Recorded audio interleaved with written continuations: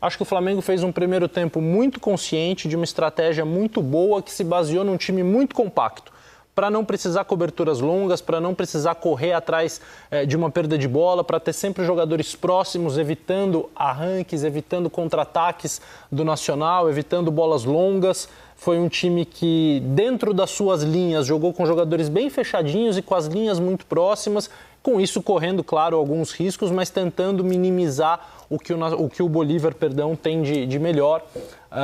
Foi uma partida que e aí começou a sofrer mais no segundo tempo, fisicamente.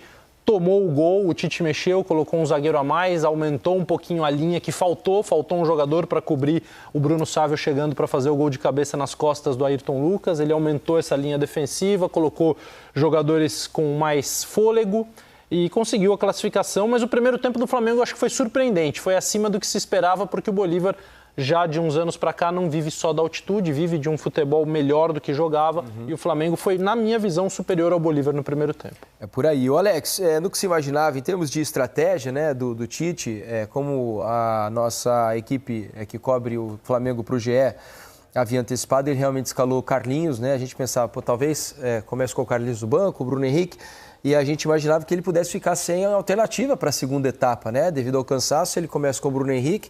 Qual jogador de velocidade, né, precisando de repente de um escape? Como foi útil o Bruno Henrique a conseguir a expulsão no final do jogo, poderia ter feito gol, né? Ele ganhou do Anderson, né, o zagueiro do Bolívar, zagueiro brasileiro, inclusive do Bolívar, uma velocidade, um sprint impressionante para quem estava jogando na altitude.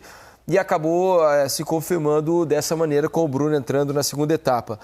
Foi como você imaginava? É claro que o Flamengo sofreu, né? O Rossi fez um grande jogo, talvez o melhor dele com a camisa do Flamengo. Foram 2 bolas na trave, um gol marcado apenas. Queria que você fizesse um resumo aí da parte tática do Tite, se ela funcionou bem, na sua opinião, Alex. Boa noite. Boa noite, Felipe, Losetti, prazer estar contigo. Primeira vez nossa aqui, né? Não sei se é primeira vez. Né? Não sei não, o Luzetti já esteve outras vezes aqui, não sei se contigo, mas... Não, eu tive com o Alexinha que faz tempo, né? É que eu e o Felipe, esse negócio de memória... Minha memória é terrível. O Mansur, quando toma posição, é difícil largar, é fominha, né? Mas é bom, porque ele informa muita gente. É bom. Ele é maravilhoso. Ele é maravilhoso. Um beijo, você é um monstro. Ele deve estar hoje, cara, ele queria estar aqui, certeza, mas as férias o chama. Né? Eu falei pra ele que se ele tá numa daquelas salinhas de monitoramento que ele tem na casa dele, com 8 monitores. Não, né? Nesse momento eu peguei imagens da câmera da casa dele lá, que a gente tem aqui. Ele está sentado de frente para o filho, mostrando uma análise tática do que foi o segundo tempo defensivo do jogo do Flamengo. Só que em casa ele pode fazer mais análise. O Dudu manja muito, hein? Então, Está sendo bem treinado, cara. E boa noite para todo mundo que está em casa. Felipe, eu acho que foi tudo dentro do normal. Porém, até acho que tecnicamente o Bolívar não fez seu melhor jogo. Mas o Flamengo, a gente não pode menosprezar e nem desvalorizar o que o Flamengo fez na altitude. Para mim, ele fez um baita jogo, né? A preparação do que eles fizeram, da maneira que eles foram para o jogo. Dá para perceber que tudo que eles sofreu dentro de algo que era normal e natural, mas enfrentaram a altitude com muita maturidade. Fisicamente, Luiz Araújo dando pique aqui atrás, o Gerson teve momento até de atravessar o campo de repente. A escolha pelo Carlinhos também faz sentido se a gente for olhar para o quê? Se você tem só o Bruno, ele não é de retenção, ele é de velocidade, e concordo contigo que a gente conversou ali assistindo o jogo sobre a estratégia mesmo, que daqui a pouco você sai perdendo e perde o jogo e você precisa mudar realmente, é mais difícil é colocar um jogador às vezes mais pesado, e ele para reter essa bola, brigar numa bola aérea, seja ofensiva ou defensiva, que o Tite sempre coloca isso dentro das suas estratégias. Mas o Losetti colocou muito bem a parte posicional defensiva e as ações nos setores. Eu acho que foi muito louvável a gente falar que realmente e valorizar o que esses atletas hoje do Flamengo acabaram fazendo. E tudo que aconteceu de um lance outro é mais do que normal, né, de acontecer. Até a falha, de repente, do Ayrton Lucas, que eu acho que é um defeito que ele acaba tendo. Não só na altitude. Essa essa marcação de se não olhar o cara, né? Mas eu acho que está tudo dentro do normal, então... O Botafogo saiu um gol assim, né? Um dos gols do Botafogo sai numa bola de segunda... Eu não lembro de falar outro jogo, mas acontece. Ali ele acaba sofrendo um pouco mais nesse sentido. Mas foi um baita jogo, enfrentaram. E isso dá corpo. Para todas as faltas de atletas que tem o Flamengo, eu acho que eles saem de lá hoje realmente merecendo todos os elogios. E para ser honesto com o Ayrton Lucas, né, esse é um gol que aumentou muito a frequência dele no futebol em geral, porque cada vez mais os times atacam com 5 jogadores. Quando você pega uma linha se defendendo com 4, a chance de um jogador fechar por trás do lateral, ela é muito grande. E ali se o Flamengo a gente pensar naquele momento, né, se olhar a imagem aberta, depois a gente vai mostrar os melhores momentos para vocês. Na teoria, o Luiz Araújo, quem estava defendendo por aquele lado, né, junto com o Ayrton Lucas, o Luiz Araújo ele desafechando um jogador que estava vindo na meia-lua da grande área, né? Então o espaço lá ficou muito aberto, muito sozinho, né? E por isso como que entrou o Ayrton depois. Isso, como o Ayrton estava mais por dentro aqui, o Bruno Sávio ficou completamente sozinho para finalizar. E que é um outro sintoma de que o elenco ficou curto. Com todas as lesões que o Flamengo tem e teve para esse jogo, né? Os problemas não eram poucos. Um jogo na altitude, 3.600 metros, de muito desgaste, que exige demais da parte física dos jogadores. O Tite fez 3 substituições. Ele não fez as 5 que tinha direito, o que é raro em jogos assim, né? Normalmente, quando os times de fora vão enfrentar os times bolivianos lá em La Paz, se faz 5 substituições para renovar o gás, né? Para entrar alguém com o tanque cheio. E hoje, olha as opções, né? Tudo bem que entraram Everton Araújo, o Davi Luiz e o Bruno Henrique. Foram as 3... 2 já experientes, né? Isso, 3 substituições que foram feitas. Aí o banco tinha o Cunha e o Lucas Furtado, que eram goleiros, né? Lucian, desculpa a minha ignorância, eu não conheço o Lucian, né? Lateral direito. Carbone, Cleiton, outro zagueiro da base, Fabiano, volante, o Igor Jesus, esse já participou de vários jogos, o Vitor Hugo e o Lohan, que também são jovens. Vejam como faltaram peças para que ele tivesse talvez confiança para colocar jogadores numa situação tão adversa como essa. E o time estava de certa forma encaixado, né? Assim, o Flamengo não ofereceu em nenhum momento... Mais no primeiro tempo do que no segundo, né? Mas aí entra a questão física. Claro, né? também. Mas sem dúvida nenhuma. Mas por isso se justificava, talvez, se ele tivesse com o banco sem dúvida ele teria usado. Preenchido, sem dúvida. A troca de jogadores para renovar a questão física. Se ele tivesse o Alan, se ele tivesse o Arrascaeta, se ele tivesse o Gabriel, se ele tivesse o Pedro, muitos desses jogadores estariam no banco, que começaram, entrariam. Se ele tivesse o Everton Cebolinha, se ele já tivesse o Michael, né? Então tem uma série de nomes, mas o Flamengo se comportou muito bem e tentou fazer esse blocão de 10 jogadores. Sabe o que me impressionou? Muitas vezes assistindo o jogo, a tomada de câmera focava os 10 jogadores de linha do Flamengo. Tamanha compactação e esses 10 jogadores foram alternando a altura do bloco de marcação. Chegaram até a pressionar a saída de bola do Bolívar, porque o Bolívar não é um time que aposta em bola longa. Esse Bolívar tenta jogar, o goleiro tenta sair jogando com o lateral, com o zagueiro, construir. E quando você tem uma bola longa, os atacantes não são velozes. O Bruno Sávio não é um velocista, o Fábio Gomes, que jogou pela esquerda, muito menos, é um centroavante. O Oviedo, centroavante, também não é um cara de ganhar muitas bolas longas. Então o Flamengo controlou bem enquanto aguentou. Quando começou a fisicamente ficar mais frágil, foi se desgrudando. O Luiz Araújo ficou muito mais perto do Ayrton Lucas do que o Gerson. O Gerson ficou mais à frente, mais perto dos dois centralizados, Carlinhos e o que é o normal, porque quando você joga na linha da frente, vai cansando, você já não vai lá, porque você sabe que os caras vão ter que passar por aqui, ainda mais depois que tomou o gol. Isso aí era esperado, os últimos 15 minutos ali, você sofrer bem mais. E ele não trocou porque justamente ele estava vendo ainda a produção daquilo. Você vê que ele tira o Gerson num ponto, que o Gerson realmente acabou o gás e correu pra caramba. Se for ver no jogo todo, o Flamengo teve mais chance clara de fazer o gol do que o próprio Bolívar. Teve uma com o Gerson no primeiro tempo, né, que ele demora para finalizar, ele fica de frente para o goleiro, né, aí titubeou ali, o zagueiro chegou, ele até caiu pedindo um pênalti, que absolutamente não aconteceu. Depois tem a chance do Ayrton Lucas, que ele criou, né, ele podia acertar o gol, pelo menos. Nem parecia que ele estava na altitude, né, porque ele deu um tapa, saiu, chegou na frente e acabou errando a finalização. Então o Flamengo teve as suas oportunidades, elas não costumam ser muitas quando se joga na altitude. O Flamengo teve as suas chances. E logo depois saiu o gol do Bruno Sávio. Exatamente. Pouquíssimo tempo depois que o Ayrton Lucas perdeu esse gol, o Bruno Sávio já tinha colocado uma bola na trave. Isso. Né? Foi o jogador mais perigoso. Foi. O jogador tecnicamente é o mais refinado do time, né? O Ramiro Vaca chutando de fora da área, aliás, a família Vaca, né? Porque o Henry Vaca, depois que entrou, acertou o travessão. Com uma bela defesa do Rossi, né? Exato. O Rossi espalma para ela pegar no travessão. Exatamente, né? Então, mas tirando os chutes de fora da área, o jogador que mais conseguia construir alguma coisa sofisticada era o Bruno Sávio. Então, acho que assim, o Flamengo, todo mundo esperava que ia sofrer. Ninguém imaginou uma noite fácil para o Flamengo. O gol do Léo Pereira foi muito importante no final do jogo no Maracanã. A gente comentava, né? Eu e Alex, a gente estava assistindo o jogo juntos aqui, Losetti. Não tivemos o privilégio de tê-lo na nossa companhia naquela noite. A gente comentava, é o gol da classificação. Porque o Flamengo vai sofrer lá. É muito difícil não tomar gol. É muito difícil. Pegar o histórico de quem jogou em La Paz e não tomou um gol. E com os desfalques era muito difícil fazer. Nossa, é muito difícil. Né? E realmente acabou se conformando, né? A importância daquele gol do Léo Pereira. Agora, o importante para o torcedor do Flamengo é pensar o seguinte: acabou esse inferno que é jogar na altitude, né? Agora joga contra um Peñarol, que apesar de toda a tradição do Peñarol, né? Um time histórico do nosso continente, campeão da Libertadores diversas vezes, tem uma camisa pesadíssima. A torcida do Peñarol, de todos os lugares que eu fui na América do Sul assistir jogo, a do Peñarol é uma das mais legais de se ver dentro de um estádio. É um barulho ensurdecedor, é uma festa impressionante.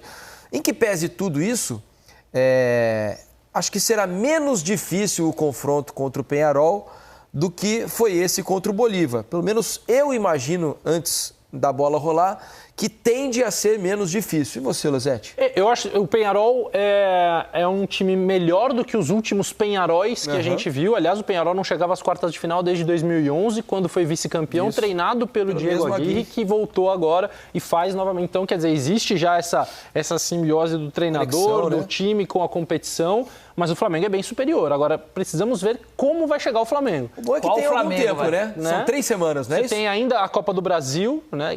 Acho que são 3 ou 4, né? Porque você tem... Vou checar aqui as datas. Tem uma data FIFA no meio, como né? minha memória não é boa, eu disse ontem nesse aqui as calendário datas. eu me perco inteiro também. É muito difícil decorar quando são os jogos do futebol sul-americano e brasileiro. Mas é fato que haverá tempo para vários desses jogadores se recuperarem. 18 e 25 de setembro. Então, é isso aí, são 3 semanas. 3 semanas. Então, assim... Quase 4.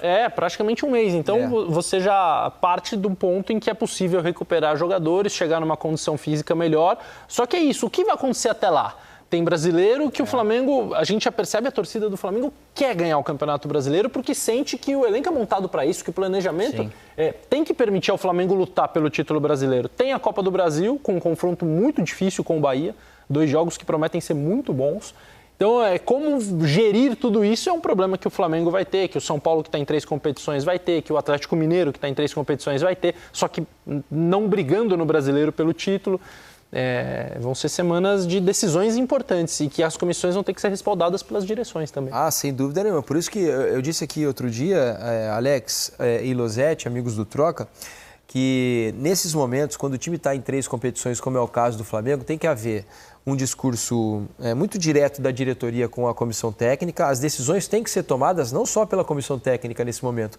A diretoria tem que participar das decisões. Pelo menos na minha opinião, a diretoria precisa participar das decisões do técnico. Não, vai jogar esse, não vai jogar aquele. Mas assim, olha, nós vamos priorizar qual campeonato para a diretoria, o que é importante ganhar. O que vocês querem? As datas estão se encavalando e tal. Qual é a prioridade? Claro que a gente não vai abrir mão de nenhum, a gente vai tentar ganhar tudo que for possível. Até porque você tem que entrar em campo. E outra, né, Alex? E tem que ter também a comunicação com o torcedor. Né? Importante. Para tudo ficar muito claro e nada fora do lugar. Se a gente for olhar, tem até esse exemplo que a gente tem visto do Corinthians, né? Uma situação totalmente diferente, um time em reconstrução e tal. Mas vai para 2 outras competições que você vai com o time reserva, a não ser esse último jogo que colocou o time principal, e você acaba passando. Você comemora, naturalmente. Não é que você quer ir lá para perder, mas eu preciso realmente priorizar nesse ponto. Eu preciso poupar, vou poupar realmente aqui e vou focar no brasileiro. E o Flamengo está desse jeito também, porque ele tem que ver também a questão de toda a análise que você precisa ter fisiológica. E o torcedor ele vai ter que compreender isso em algum momento. E o torcedor se torna importante, porque às vezes você vai fazer um time mais alternativo, ainda mais o Flamengo que tem mais meninos, apesar que vai chegar... Tá para chegar 3 contratações, pelo menos agora. Uma confirmada, que é a do Michael, que é a do Michael, e se chega naturalmente, reforça, sim, ajuda demais. E ao mesmo tempo, eles têm que entender que a gente não sabe, Losetti, a gente até comentou ontem e você falou, futebol eu posso melhorar nessas semanas ou eu posso piorar. Sim. Né? Os resultados no Brasileirão, eles podem me ajudar e condicionar nessa melhora e meus adversários a mesma coisa. Então, o foco é no próximo jogo agora. O que eu tenho de melhor para esse próximo jogo para poder não expor ninguém? E não é questão de expor, só de poupar mesmo assim. Se o cara tem condição de jogar, ele tem que jogar. porque ele está brigando em todas. Então, como é que eu vou abrir mão de algo agora? Mas tudo que acontecer, o torcedor ele vai ter que estar junto, porque realmente fazer a campanha assim, quando você abre mão e perde, o torcedor não gosta, né? Vem a cobrança e tudo. Então, o futebol aqui no Brasil não perdoa se você perder. A inscrição para novos jogadores agora, para as quartas de final, Luzete? Tem que haver, tem que haver, sempre. Porque se os reforços chegarem, né? Por exemplo, o Michael já tem condição, me parece, de estrear no final de semana, né? Sim. Pelo Campeonato Brasileiro. Se houver inscrição para as quartas de final, que eu me lembro que para a semifinal certamente tem. Eu não me lembro se para as quartas se abre para as oitavas, né? Como foi agora, muitos times trocaram até 5 jogadores. Eu não me lembro se nas quartas abre uma janela, a gente vai checar aqui. Também a partir das quartas, né? Eu também não tenho essas Como é que é, gente? Abre sim também, né? Então também tem a janela aberta para inscrição para as quartas de final. Então o Flamengo está tentando a contratação do Plata, né? Gonzalo Plata, que é jogador de beirada, né? Do Al-Sadd. O Corinthians já estava negociando e tentando ao mesmo tempo, né? E o Carlos Alcaraz, que não é o tenista, Lozete, você que pensou aí meio rapidamente, mas ele vem com a raquete? Não é o tenista, mas se vem nessa Carlos fase, Alcaraz. Tudo bate na mão, é pênalti, ele vai jogar com a mão, não dá. O Alcaraz é um meia argentino que está no Southampton, da Inglaterra.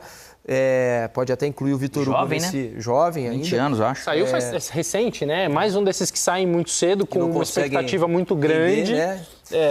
E são 2 jogadores que estão em pauta, né? Ao mesmo tempo, o Flamengo tem negócio, parece que deu uma esfriada no negócio do Fabrício Bruno, né? Mas é um jogador que está em constantes negociações aí para de repente sair. Se falava em Rennes, agora da França. A questão do Wesley, aparentemente também a Atalanta já desistiu, né? Não se sabe se vai se reabrir essa negociação em algum momento ou se pinta outro interessado.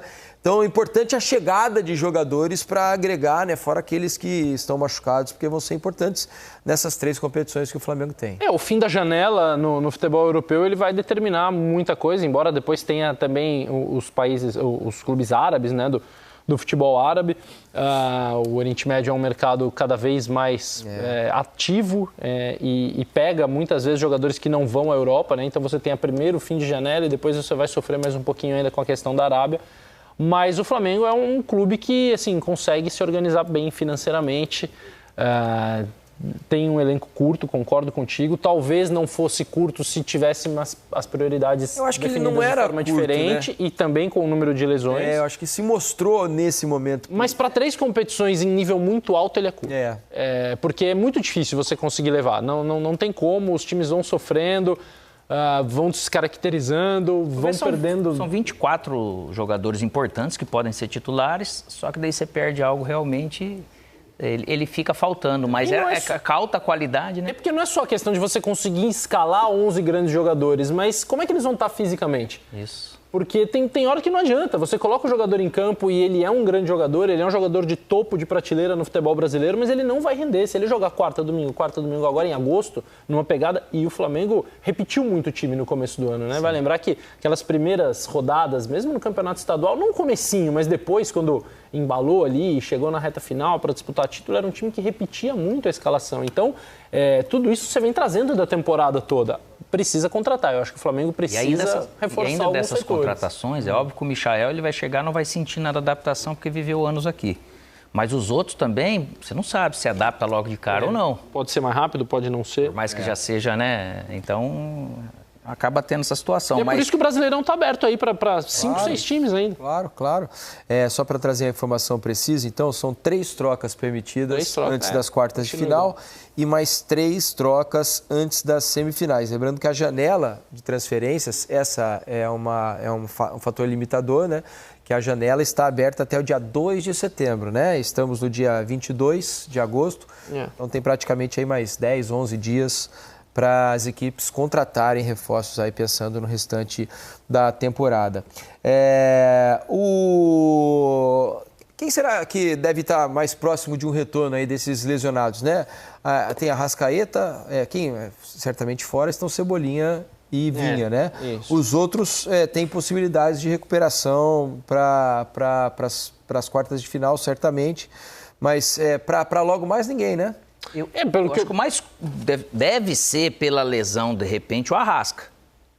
Por causa do adutor dele, ele sentiu algo ali, dá a impressão de que seja menos grave do que realmente foi Gabigol e Pedro, né, principalmente, né, no caso. Eles tinham falado do Pedro de 3 semanas, né? E o Gabigol... 4, né? Um pouco mais do que o Pedro, né? Porque o Arrascaeta, assim, é um prazo meio indefinido, mas parecia mais curto. E agora, assim, eu acho muito difícil que o alvo de todos esses jogadores não passe a ser as quartas de final da Libertadores. Porque a Copa do Brasil já é semana que vem, é difícil imaginar que pelo menos para o primeiro jogo esses jogadores possam estar de volta, não sei o Arrascaeta. E também dosar a volta de cada um deles, né? Porque o calendário, você tem uma data FIFA no meio, ok, e ela também pode ser importante nesse sentido de ajudar a recuperar com treinamento e não só com jogo, para os reforços também. Porque é muito difícil você construir alguma coisa hoje com treinamento no futebol brasileiro. Principalmente para esses times que estão com 3 competições. Exato, que sistema que você muda, que reforço que você insere no time, fazendo com que ele assimile o jogo que você pratica, é tentativa e erro. E até fisicamente você já está num déficit de recovery, vamos dizer, né? E você, ao mesmo tempo, você vai treinar dosando. Então, como que você equaciona isso daí realmente ao longo da temporada? E assim, o Flamengo, né, assim, hoje, eu acho até que o Flamengo se comportou bem. Mas neste momento da temporada, fim de agosto, indo para setembro, eu esperava o Flamengo com um padrão melhor de jogo. Sim. Produzindo mais, né? A despeito do jogo de hoje, que não entra nessa análise, do calendário muito cheio para o Flamengo e para outras equipes, eu imaginei que o Flamengo fosse um time mais regular no seu padrão de atuação. Ele é capaz de grandes jogos, como contra o Palmeiras na ida da Copa do Brasil, e de jogos muito ruins, como os que fez na sequência daquela partida, até o jogo da volta mesmo contra o Palmeiras. Então, é um time que ainda oscila mais do que eu imaginava e tem aí algum tempo para tentar resolver isso. O jogo difícil do Flamengo vai ser o próximo agora, jogo que é domingo? É no final de Brasileirão? semana. Imagina, você voltando hoje, quinta-feira, você volta de um jogo desse de La Paz. Para recuperar os caras para domingo, cara, é uma situação complicada. Estou dando uma olhada aqui na rodada, o Flamengo joga no domingo, 8 da noite, contra o Bragantino no Maracanã. Menos mal que é em casa, né? Volta direto e fica aqui, né? Mas, e menos mal que é às 8 da noite. Domingo à noite. Aí você é um tempo um pouquinho maior para descansar. Ainda sobre o Flamengo, né? A gente tem os números do jogo para mostrar aqui para vocês, né? O que foi um retrato, né? Desse Bolívar e Flamengo lá na altitude de La Paz, e o que esses números nos dizem, né? Posse de bola, por exemplo, 61%, né, do Bolívar, 39% do Flamengo, não dava para ser diferente. Finalizações, mais que o dobro do Bolívar, 22-8, 7 finalizações no alvo, né? Veja como o Rossi trabalhou bastante, né? Foram 6 defesas, pelo menos, do Rossi, contra apenas 2 do Flamengo. Escanteios 8-3, faltas 11-10, impedimentos 3 do Bolívar, 1 do Flamengo. Na segunda página, 513 passes trocados pelo Bolívar. Olha o número de passes do Flamengo como é baixo, né? 185. Olha a precisão dos passes. Aí a bola e o cansaço interferindo. A adaptação da bola é terrível. 61% é um número baixíssimo de aproveitamento dos passes. Em qualquer campo normal, o Flamengo nunca vai atingir esse baixo nível aí. Pois é. Desarmes 4 do Bolívar, 13 do Flamengo, 1 cartão amarelo para o Bolívar, 3 para jogadores do Flamengo, e o Bolívar teve um jogador expulso na segunda etapa. Tem 2 destaques aí, né? Primeiro que no campinho do Bolívar, essa manchinha vermelha que está um pouco mais atrás, ali na altura do círculo central, o Bolívar tentava começar a construir suas jogadas ali pelo lado esquerdo para depois deixar o Bruno Sávio do lado direito em condição de enfrentar o Ayrton Lucas de uma maneira um pouco mais individual e com o Sagredo, lateral direito, muitas vezes passando, e o Luiz Araújo foi muito importante ao acompanhar esse lateral e no auxílio ao Ayrton na marcação daquele setor, enquanto ele teve mais fôlego para isso, ele ficou o jogo inteiro. E a outra questão é o número de desarmes, graças à compactação do Flamengo. Então, assim, era um time que estava muito junto. Se o primeiro jogador tomava o drible ou conseguia encaixar uma linha de passe, o Bolívar tinha sempre uma cobertura muito próxima para antecipar. Então, foi um time muito concentrado. E eu acho que esses números desbalancearam muito no segundo tempo. No primeiro, eu acho que eles foram mais equilibrados, todos eles. Depois, o Bolívar se distanciou. Vou até sair da frente aqui para mostrar aqui, ó, o mapa de calor da defesa do Flamengo, olha só. Se fosse uma câmera daquelas térmicas, ia falar que tá com lesão muscular ali na área. Exatamente, tem uma lesão na área ali, todo mundo povoando muito a área. E é muita bola que termina, até no campinho dá para mostrar para o pessoal depois entender essa questão de espaço, como que eles não abriram muito e fizeram muito bem isso o Flamengo. Mas essa ocupação de todos esses espaços estava sempre muito bem marcado. E aí que eu falo que o Bolívar, ele não jogou um jogo tão bom quanto de repente ele podia, porque tem jogo de inteligência. Jogos curtos, de repente, você jogar por dentro, mexer um pouco mais, você fica um jogo só, fica mais fácil de mapear, apesar de ser essa característica. fazer chegar lá no Bruno Sávio, você balança, dá tempo, os 2 volantes entravam, e o Ortiz de novo ajudou muito o Pulgar. Muito bom jogo dele. Muito bom jogo, então essa escolha por ele também. É o campinho, Alex, para você mostrar pra gente. Opa, aqui tá o campinho. Mas a mágica. Não, a mágica é o seguinte, a gente fala de espaço. O Flamengo ele jogou basicamente do jeito que ele está aqui. Só que se o Carlinhos e o De La Cruz, principalmente, se eles começam a sair lá, a gente abre esse tipo de espaço aqui. Só que esse tipo de espaço aqui, se sai um Pulgar aqui antes do tempo, aí ele já vem, ele abre esse outro espaço, que pode acabar levando um Fabrício Bruno ter que correr atrás de alguém se eu sair fora do tempo. E é onde o objetivo que eles querem chegar, né? Se você vem um lateral, sai o Gerson lá também, muito alto. Esse tipo de espaço são espaços que eu tenho que percorrer um espaço maior. Aí vem o Varela, sai lá. O que os caras querem naturalmente? Eles querem ter esse espaço para correr. E aí pega o Varela para fazer um pique desse tipo aqui, desse tamanho, dessa quantidade, seja em qualquer setor que for, ele fica mais difícil a gente correr, vamos dizer assim, de frente para o nosso gol, que é o que ninguém quer. E o Flamengo, na verdade, ele acabou fazendo isso muito bem, de ficar realmente mais compacto, que você tira muito mais. Eu não preciso pressionar com os atacantes lá em cima e fico realmente aqui. Se eu balanço de um lado, eu estou tudo muito aqui. Se você for pegar as distâncias aqui, ó, as distâncias das linhas, elas acabam sendo próximas. E esses zagueiros, eles não precisam percorrer um caminho aqui na frente maior, ó. Entendeu? Então, essas bolas, para caírem realmente aqui nessas costas, nesses espaços que vêm aqui atrás, ele ficou muito mais difícil para o Bolívar, né? Então, eles não se movimentaram muito. Às vezes, você deixa a bola circular de um lado para o outro. E nesse sentido, eles, por estar correndo atrás do placar, eles tentavam, às vezes, uma bola aérea, que o Flamengo foi super bem no tempo de bola, né? E é normal de você jogar lá. Eles usam o centro para terminar pela beirada e cruzamento. Se você não marca bem o centro, eles arrematam de fora.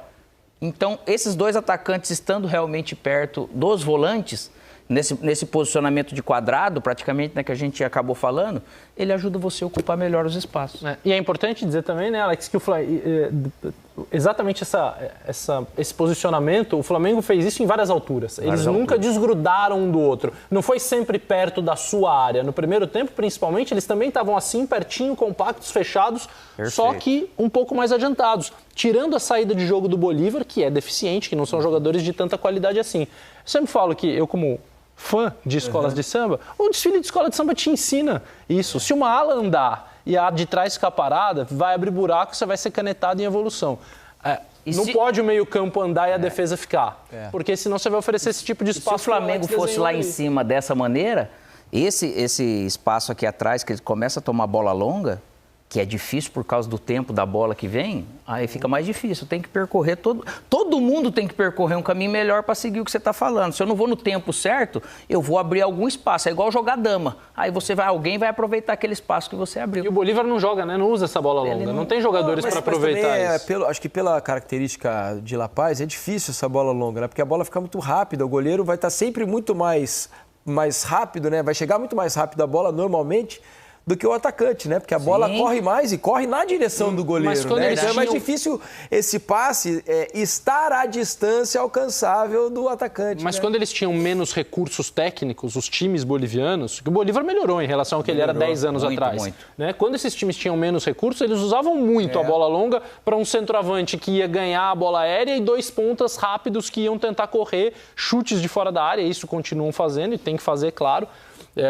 Mas era uma característica mais frequente nos times que jogavam na altitude. Esse Bolívar, ele tenta construir desde trás. E aí o Flamengo, enquanto teve fôlego, conseguiu neutralizar isso muito bem. E o Flamengo marcando mais atrás, ele também acaba se resguardando da energia física. Né? Então eu consigo armazenar mais oxigênio com aquela dificuldade que eu tenho para fazer as ações. Mas se você for ver em todos os setores, lógico que o Carlinhos tem essa característica, sofreu um pouco mais, mas eu acho que ele conseguiu se superar e ficar até uma boa parte do segundo tempo no campo. Mas fisicamente, assim, se for ver, o Flamengo ele foi sentir no final que era mais normal, mas impressionante como eles estiveram bem fisicamente. Até para um time desse do Bolívar, um exemplo, você tem um jogador igual o Bruno Sávio, eu colocaria ele por dentro em algum momento.